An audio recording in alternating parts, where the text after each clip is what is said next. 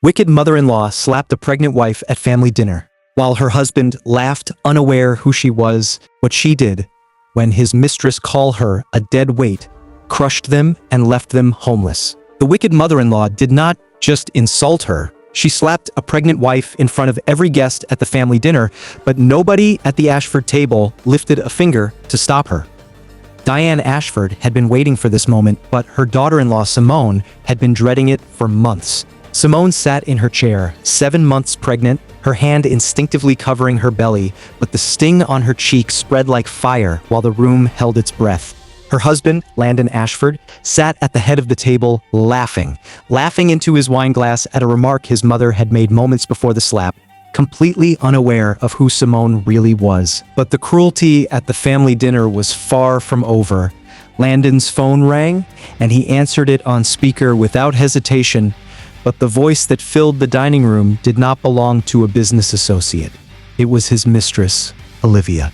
She spoke as though Simone did not exist, but then she said the words that would eventually destroy everything the Ashford family had built. She called Simone a dead weight. The mistress called a pregnant wife a dead weight in front of her wicked mother-in-law, her unfaithful husband, and an entire table of guests who had already decided she did not belong. But Simone did not cry. She did not shout. She did not leave. Instead, she looked at Landon with eyes that carried a secret so enormous it could bury them all. What she did when his mistress called her a dead weight crushed them. Crushed the Ashfords from the inside out and left them homeless before the season changed. But what secret had Simone been carrying since the day she married Landon? Why had her family's lawyers been watching the Ashfords for years?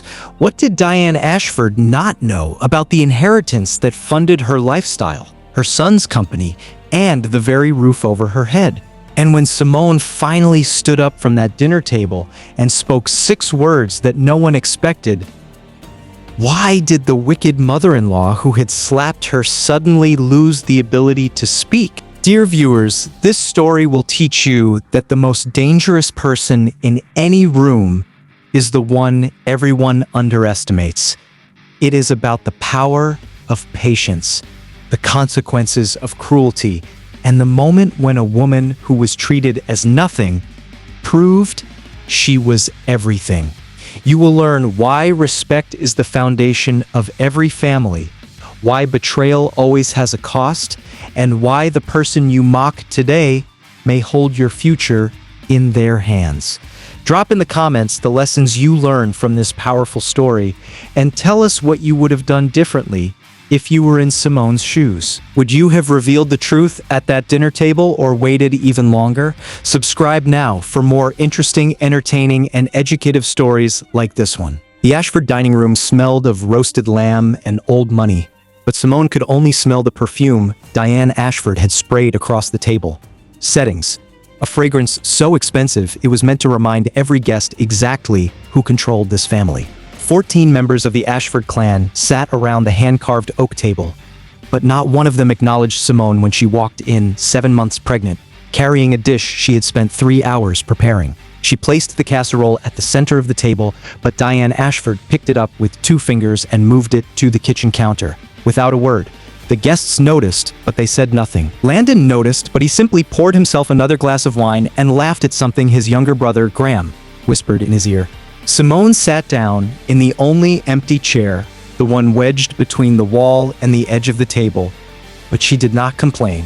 She had learned long ago that complaining in this house was like screaming into a soundproof room, exhausting and entirely pointless.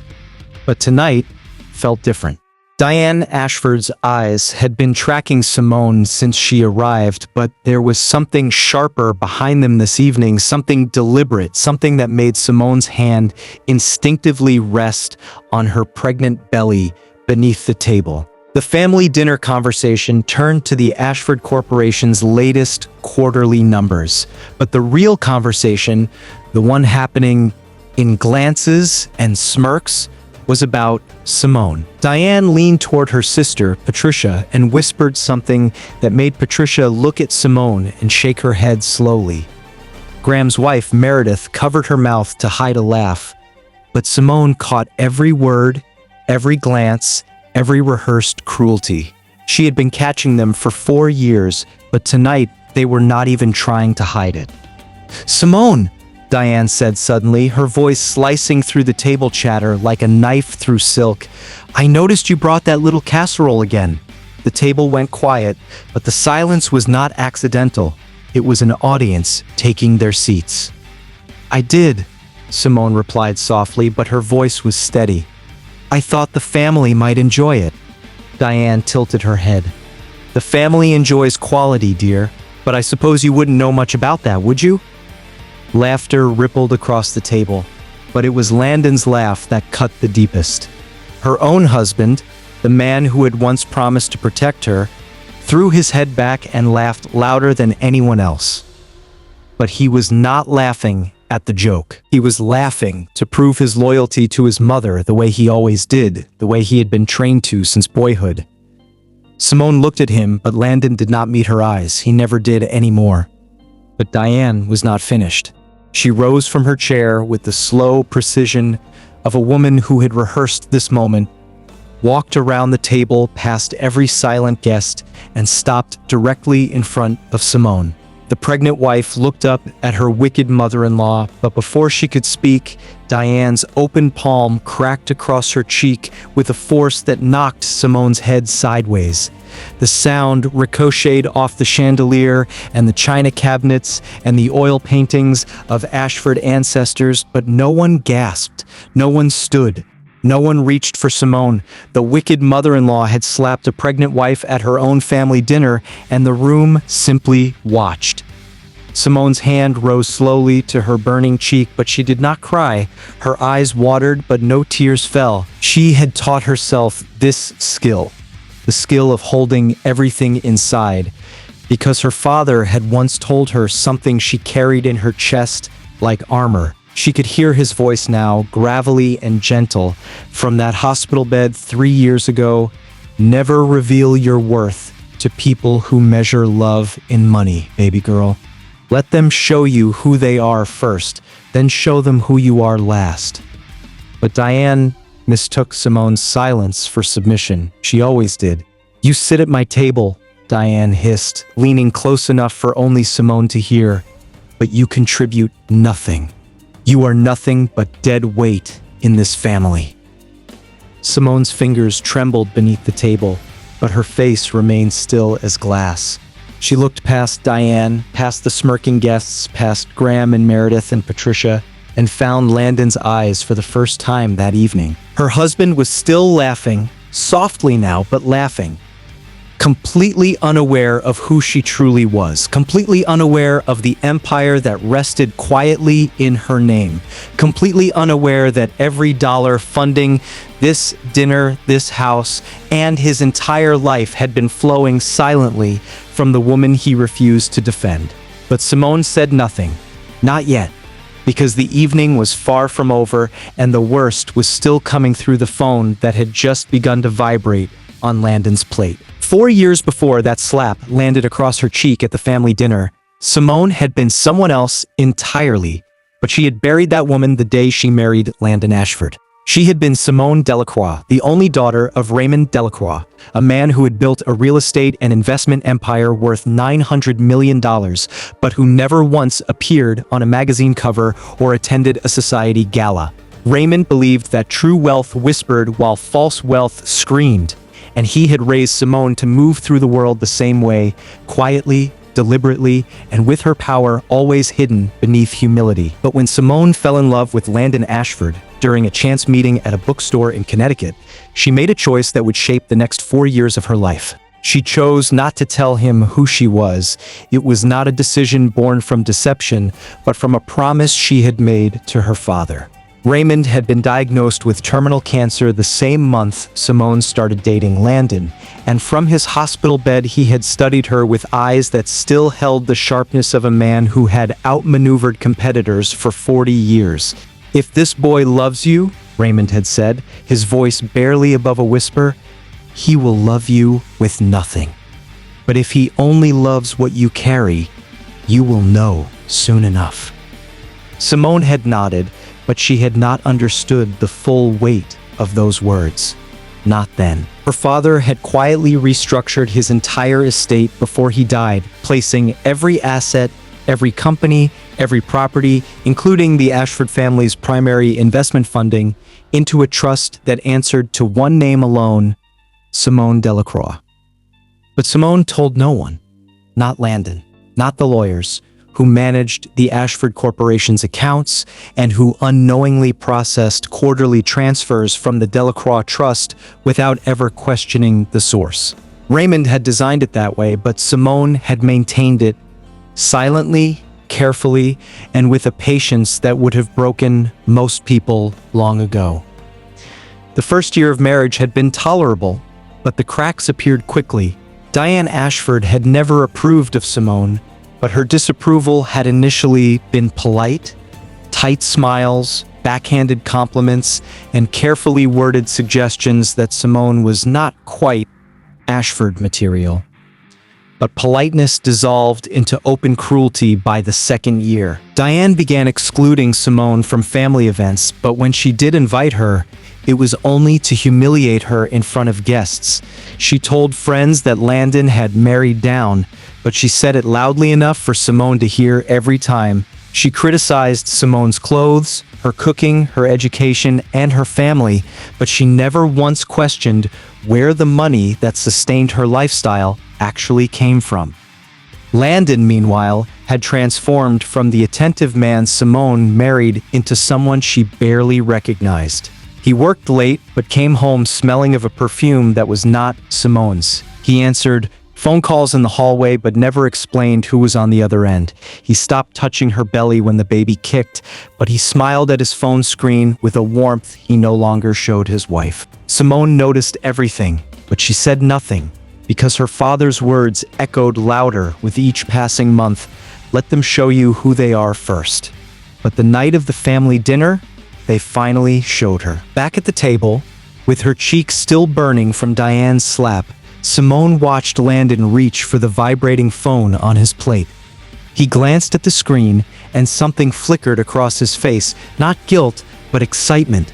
But he answered it anyway. He pressed the speaker button casually, as though the call were from a colleague, but the voice that poured out of that phone was anything but professional. Landon, baby, when are you coming over tonight? The voice was high, confident, and dripping with familiarity, but it was the next sentence that shattered whatever remained of Simone's restraint. Honestly, why are you still keeping that dead weight around? She does nothing for you, Landon. She's a dead weight, and everyone in your family knows it.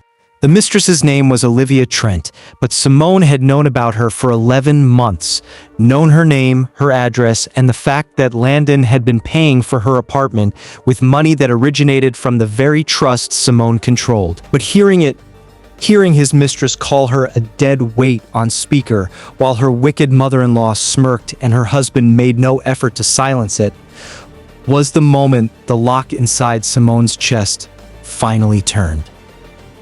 Diane let out a soft laugh from across the table, but Simone did not look at her. Graham shifted uncomfortably in his chair, but Simone did not notice.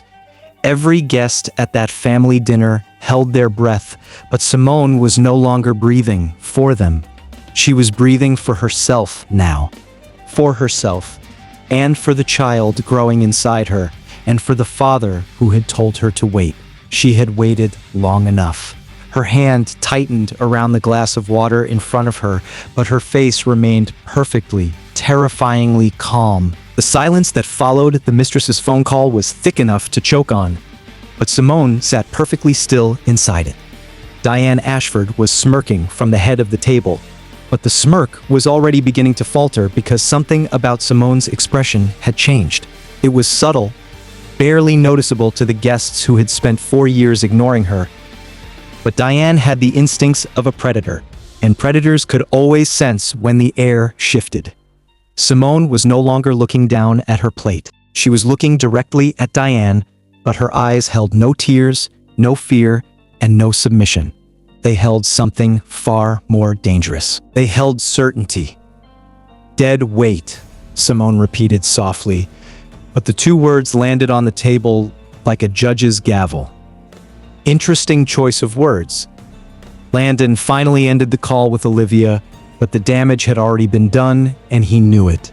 He opened his mouth to say something, perhaps an excuse, perhaps a deflection, but Simone raised one hand, and the gesture was so calm, so absolute, that Landon's mouth closed on its own. He had never seen his wife command a room before, but he had also never truly looked at his wife before. Not once in 4 years. Simone reached into the small handbag she had brought to the family dinner, the bag Diane had once mocked for being department store quality. But what she pulled from it was anything but ordinary. It was a leather folder, slim and embossed with initials that no one at the table recognized: R.D. Raymond Delacroix. But Simone did not explain the initials. She simply opened the folder and placed 3 documents on the table, side by side, directly over the plate Diane had set for her. The first document, Simone said, her voice low but carrying to every corner of the silent room, is the ownership trust for this house. Not the mortgage, the ownership. This property has been held in the Delacroix Trust for 6 years, but the Ashford family has been living in it as beneficiaries of a silent arrangement my father established before he passed. Diane's smirk vanished, but it was replaced by something worse: confusion. Graham leaned forward to look at the document, but Simone was already pointing to the second page. The second document is the primary investment ledger for the Ashford Corporation. Every quarter for the past 4 years, your company has received funding from an anonymous source, but that source was never anonymous to me. It is the Delacroix Trust, my trust. Every business deal, every expansion, every salary, including the money you used to pay for your mistress's apartment, Landon, has been flowing from an account that I control. The color drained from Landon's face, but he did not speak. He could not speak. The man who had laughed while his mother slapped his pregnant wife was now gripping the edge of the table as though the floor beneath him had begun to crack. But the floor had been cracking for years. He simply had never bothered to look down. The third document, Simone continued, but this time her voice dropped even lower, and every person at the table leaned in to hear it, is a letter from my attorneys at Hartwell and Monroe. Effective midnight tonight, all financial support from the Delacroix Trust to the Ashford family, the Ashford Corporation, and every subsidiary account connected to this household will be permanently severed. Patricia gasped, but Diane slammed her hand on the table to silence her. This is absurd, Diane spat, but her voice cracked on the last syllable. You are nobody. You came from nothing. My son gave you everything. Your son, Simone interrupted, but her tone was not angry, it was surgical. Gave me nothing but silence when you insulted me, nothing but indifference when I carried his child, and nothing but laughter when you slapped me at this table tonight. But I gave your family everything. The roof above your head, the food on this table, the car in your driveway, the company that carries your name. She paused, but the pause was not for herself, it was for them. She wanted them to feel the weight of the next words, the way she had felt the weight of every insult, every exclusion, and every slap for 4 years. You called me dead weight, Simone said, looking directly into Diane's eyes, but I have been carrying all of you. The room did not move. Graham's wife, Meredith, had tears running down her face, but whether they were from shock or from the sudden realization that her lifestyle was collapsing in real time, no one could tell. Landon's hands were shaking, but he still had not spoken a single word to his wife. Diane Ashford, the wicked mother-in-law who had slapped a pregnant wife at her own family dinner, opened her mouth, but for the first time in her life, no sound came out. But Simone was not finished. She was only just beginning. The documents Simone placed on that dinner table detonated like silent bombs. But the explosions did not come all at once.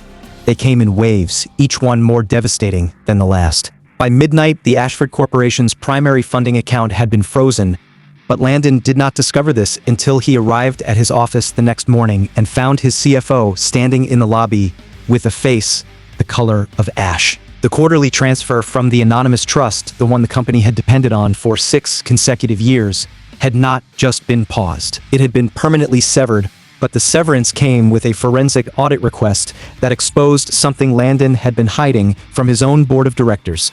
He had been funneling company funds into a private account to finance his mistress Olivia Trent's lifestyle, but the money he had been funneling was never his to begin with. It belonged to Simone. Within 72 hours, the Ashford Corporation's board called an emergency meeting, but Landon was not invited to attend. He was, however, invited to resign, effective immediately, but the board's politeness was merely a courtesy wrapping around a threat. If he refused, the audit findings would be forwarded to federal regulators.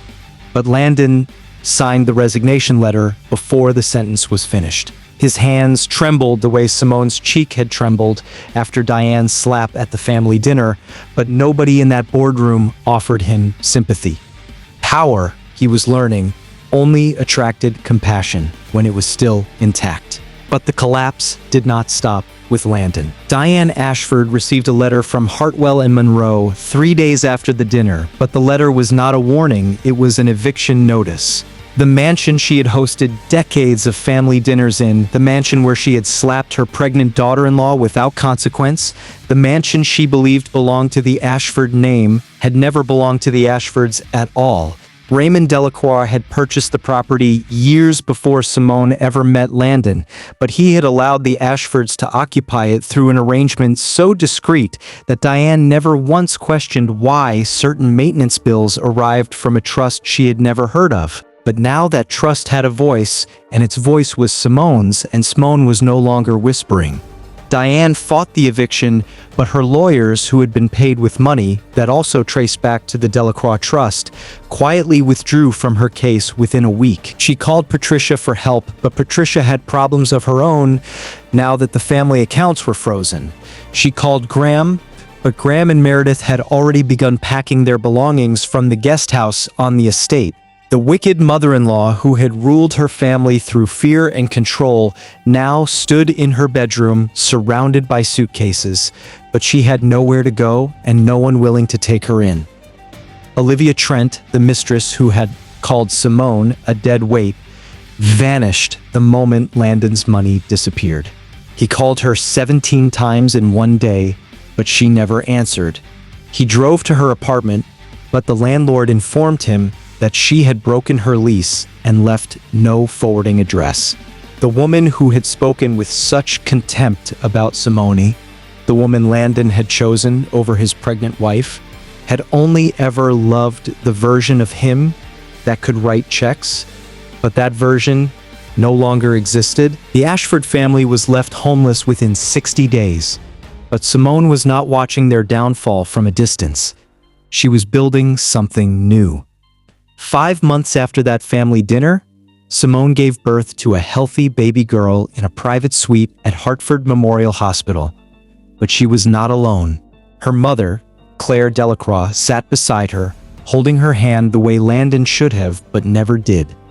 Simone named her daughter Ramona, after Raymond, but the name was not an act of grief. It was an act of honor. Her father had given her the tools to survive, but Simone had given herself the courage to finally use them.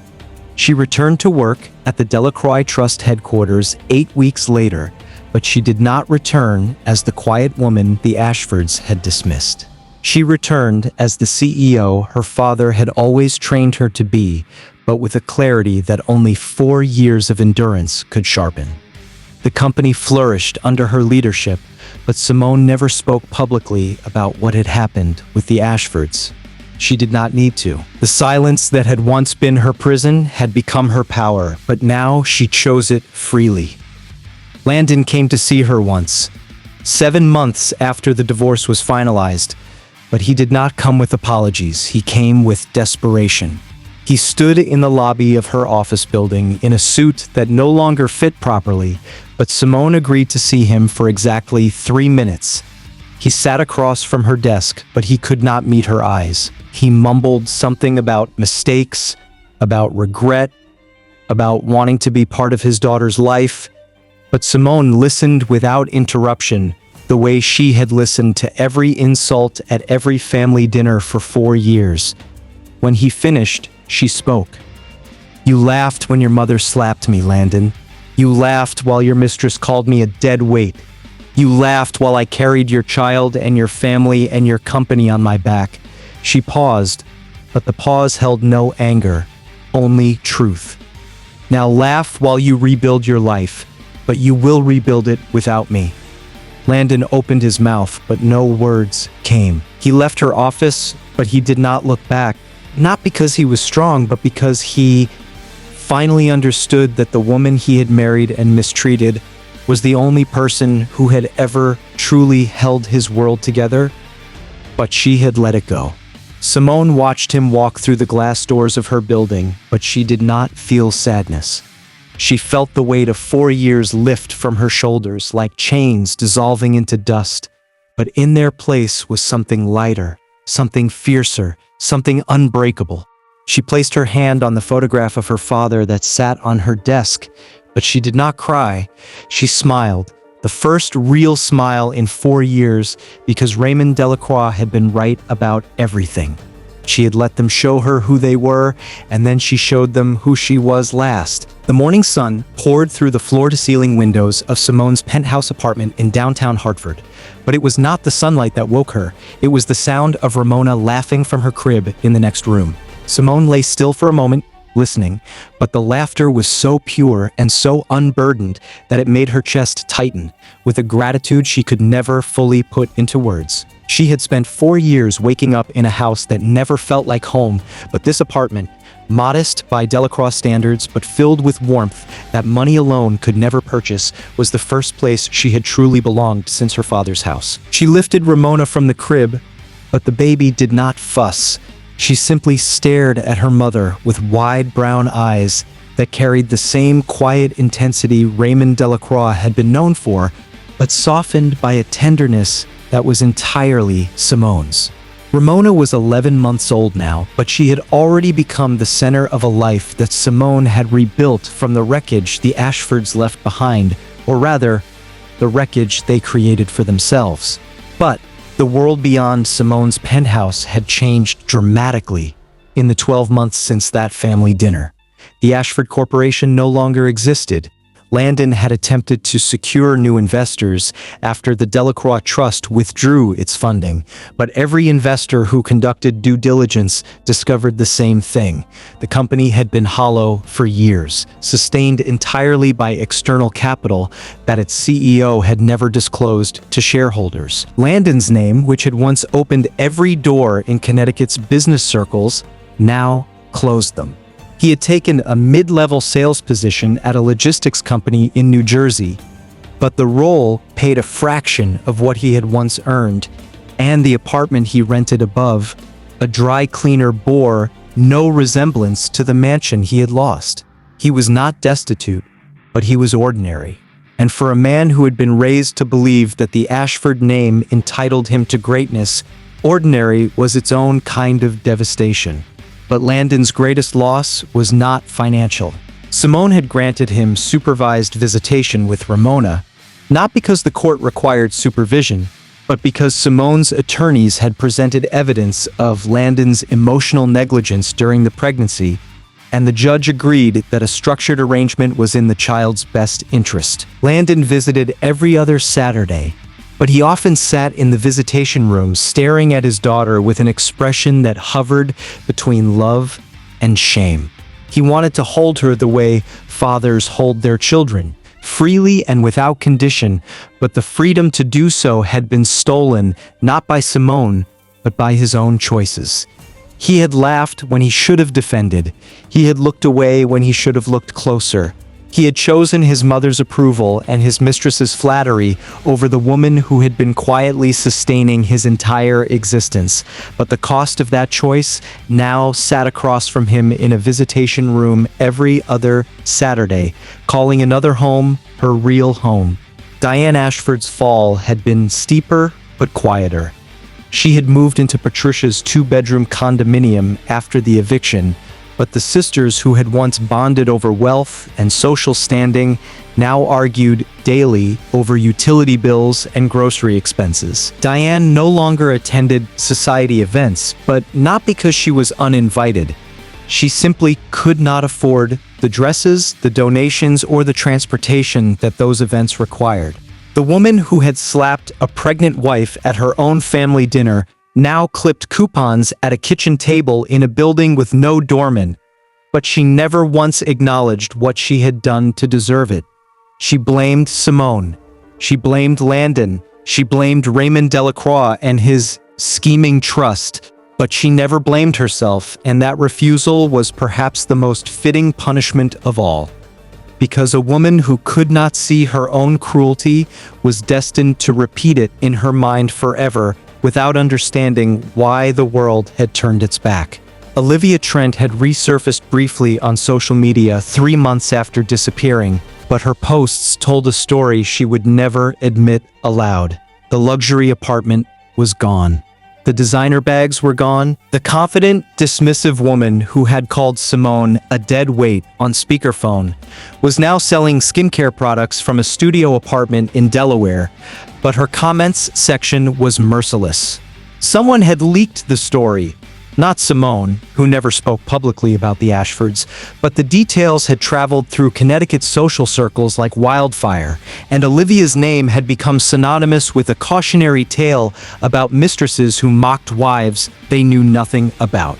She had called Simone a dead weight, but it was Olivia who had sunk the moment the money dried up, and no amount of filtered photographs could disguise the fall. But Simone did not track their misfortunes. She did not monitor Landon's career or Diane's living situation or Olivia's social media. She had closed that chapter the moment she walked out of the Ashford mansion with her leather folder and her unborn child, and she had not looked back, not out of bitterness, but out of freedom. Bitterness required energy, and Simone had redirected every ounce of her energy into two things: her daughter and her father's legacy. The Delacroix Trust had grown by 18% under Simone's leadership in the past year, but the growth was not what made her proud. What made her proud was the foundation she had launched in Raymond's name, the Delacroix Family Foundation, which provided financial literacy programs and emergency housing for women escaping abusive domestic situations. Simone had not experienced physical abuse in the traditional sense, but she understood intimately what it meant to be diminished, isolated, and silenced within a family that was supposed to love you. The foundation was her answer to that silence, but it was also her father's final lesson made real. Wealth meant nothing if it did not protect the vulnerable. She sat on the floor of her living room that morning with Ramona in her lap, watching her daughter reach for a stuffed elephant with determined little hands. But Simone's mind drifted briefly to the photograph on her desk at work, the one of Raymond, taken 2 months before he died, smiling with the quiet pride of a man who knew his daughter would survive whatever came. He had told her to wait. He had told her to let them show her who they were. He had told her never to reveal her worth to people who measured love in money. But he had also told her one final thing, something she had not shared with anyone, not even at that dinner table. And it was this sentence that had carried her through 4 years of cruelty, through the slap, through the laughter, through the word dead weight, and through every dark night she spent wondering if she had made the right choice. Raymond had held her hand in that hospital room, looked into her eyes, and whispered, "The ones who try to break you will teach you exactly how strong you already are, but only if you let them finish talking before you show them the door." Simone had let them finish, and then she showed them the door. But this time, she did not walk through it alone.